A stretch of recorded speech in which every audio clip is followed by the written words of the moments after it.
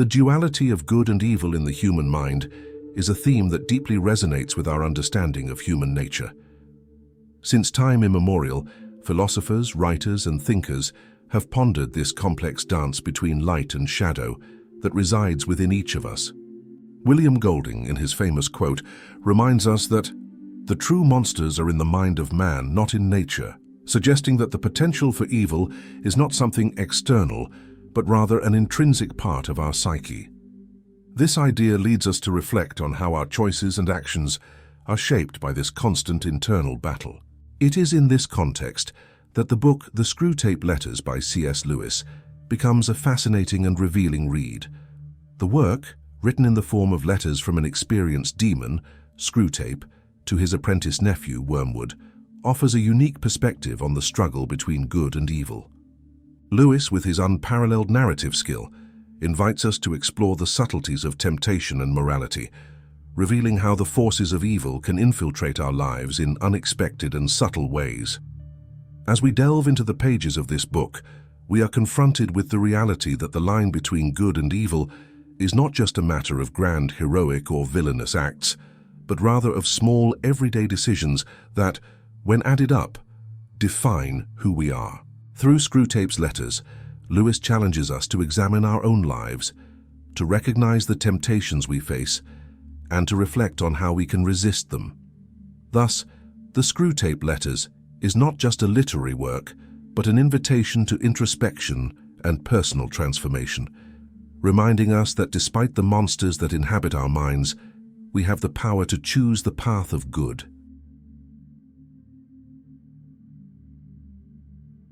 The human inclination towards cruelty, even when there is no direct benefit, is a disturbing aspect of our nature that defies logic and morality. In many cases, cruelty does not arise from necessity or tangible gain, but rather from a failure to recognize humanity in others, a disconnection that allows inhumane acts to be committed without remorse. This tendency is a dark reflection of the duality that resides within each of us, where the potential for evil can manifest in unexpected and often devastating ways. John Stuart Mill, in his famous quote, warns us that the only thing necessary for the triumph of evil is for good men to do nothing. This statement resonates deeply when we consider how passivity and inaction can be silent accomplices to cruelty. When those who have the ability to act choose to remain inert, they inadvertently create a space where evil can thrive. The absence of active resistance allows destructive forces to gain ground, turning indifference into a powerful ally of evil. History is replete with examples where the passivity of the majority allowed a minority to commit atrocities. Whether in contexts of war, political oppression, or social injustices, the lack of action by those who could have made a difference often resulted in tragic consequences. This dynamic not only highlights the collective responsibility we all share, but also underscores the importance of recognizing and confronting cruelty in all its forms. C.S. Lewis offers us an insightful view of how passivity can be an effective tool in the hands of evil. Screwtape, the experienced demon, understands that it is not necessary to incite great acts of wickedness to lead a soul astray. It is enough to encourage complacency and indifference.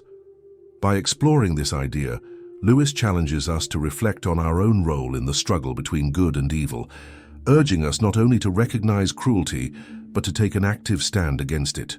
Ultimately, the work reminds us that while the inclination towards cruelty may be a part of the human condition, the choice to act or remain passive is ours, and that choice defines the world we live in.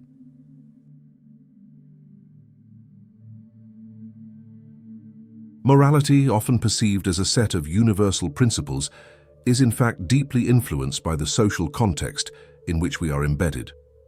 Tolstoy, in his reflections on human nature, suggests that the common sense of morality is often shaped more by social norms than by an intrinsic understanding of right and wrong.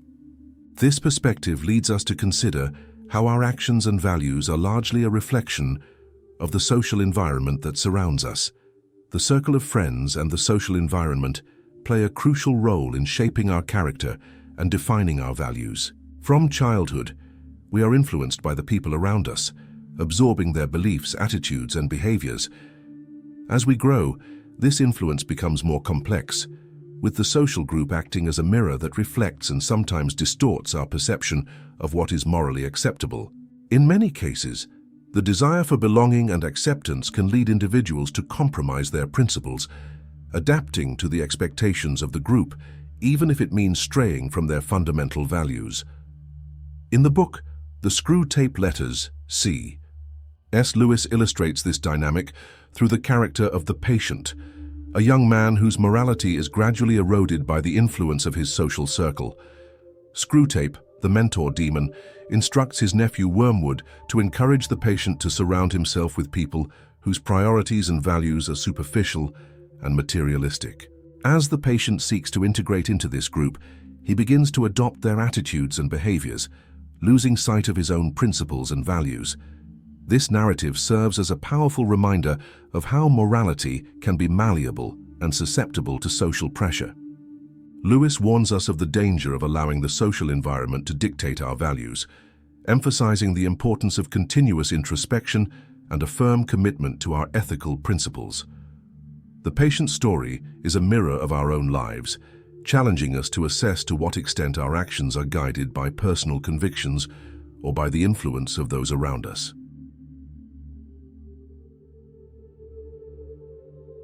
In the universe of the Screwtape Letters, C.S. Lewis offers us an intriguing and sometimes unsettling view of the subtle strategies employed by demons to divert humans from the path of virtue.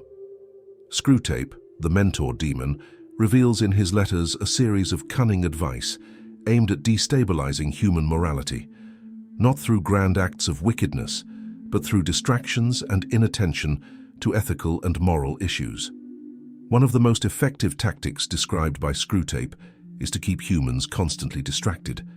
In a world filled with stimuli and incessant demands, the ability to focus on deep moral issues is often compromised. Screwtape instructs his nephew Wormwood to encourage the patient to get lost in trivialities and everyday concerns, diverting his attention from more significant reflections on good and evil. By doing so, the patient is led to live superficially, never truly confronting or questioning his choices and actions. The idea of frivolity is central to this demonic strategy. Screwtape understands that by promoting a culture of superficiality, where entertainment and ephemeral concerns dominate, he can weaken the seriousness with which humans approach moral issues. Frivolity, in this context, is not just a distraction, but a powerful tool that encourages indifference and apathy towards ethical dilemmas. When moral issues are treated lightly, the ability to discern good from evil becomes blurred, allowing evil to infiltrate almost imperceptibly. Through this narrative, Lewis challenges us to recognize the importance of treating moral issues with the seriousness they deserve. He warns us of the danger of a life lived on the surface, where a lack of reflection and introspection can lead us down a path of moral complacency. The demon's strategy, as described by Screwtape, is a reminder that the true battle between good and evil occurs not only in grand moments of decision, but in the daily choices we make, often without thinking.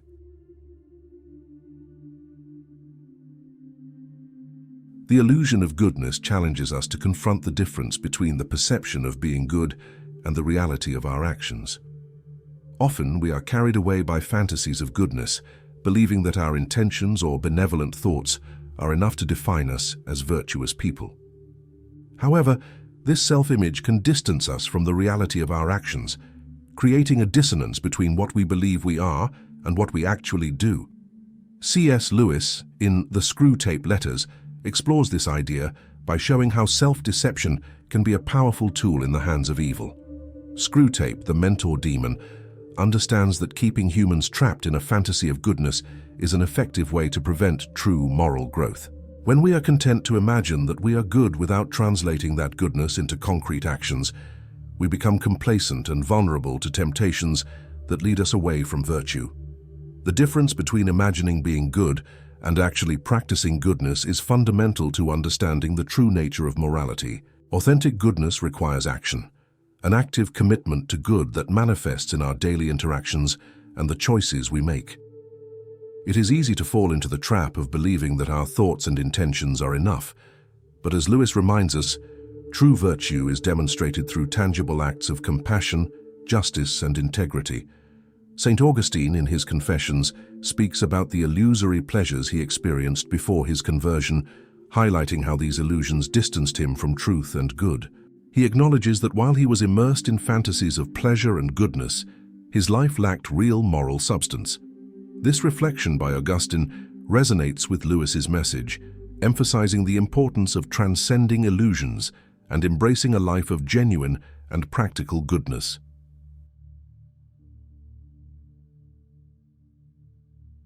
Epiphany and change offer us a hopeful view of the human capacity for transformation and redemption. Even when confronted with our flaws and imperfections, the possibility of change remains a constant, a beacon that guides us toward a more virtuous life. C.S. Lewis reminds us that no matter how far we may have strayed from the path of good, there is always the opportunity to return, to reassess our choices, and to recommit to virtue. Lewis's work highlights the importance of God's grace as an essential element in this process of redemption. For Lewis, grace is a powerful force that transcends our human limitations, offering us the strength and courage needed to overcome our flaws and pursue a life of genuine goodness. However, Lewis's message is not limited to believers alone. He acknowledges that the struggle for virtue and the capacity for change are universal, resonating with those who do not share the Christian faith. The idea that we can transform ourselves, that we can choose good despite our past failures, is a message that transcends religious and philosophical barriers. The constant struggle between good and evil within us is a battle that everyone faces, regardless of beliefs. Lewis illustrates this internal struggle through Screwtape's letters, which reveal the subtle strategies used to divert us from the path of virtue. This battle is not fought in grand moments of crisis, but in the small daily decisions that define our character and shape our destiny. Recognizing this struggle is the first step toward change, as it allows us to identify the areas where we need to grow and develop. Epiphany, in this context, is the moment of clarity when we recognize our flaws and the need for change. It is an awakening that drives us to act, to seek redemption through conscious and deliberate choices. Lewis encourages us to embrace these moments of epiphany as opportunities for growth, reminding us that true virtue is achieved not by the absence of flaws, but by the willingness to learn from them and to continually strive to be better.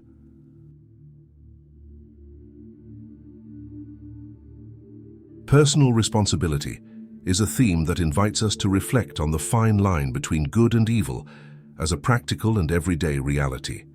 This line is not just a philosophical abstraction, but a constant presence in our daily lives, manifesting in every choice we make.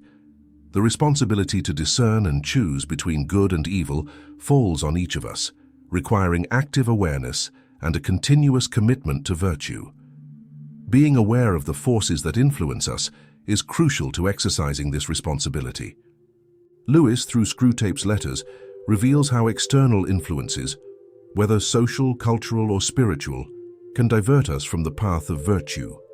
These forces, often subtle and insidious, have the power to shape our thoughts, attitudes, and behaviors, making it essential that we remain vigilant and critical of what we allow to influence us.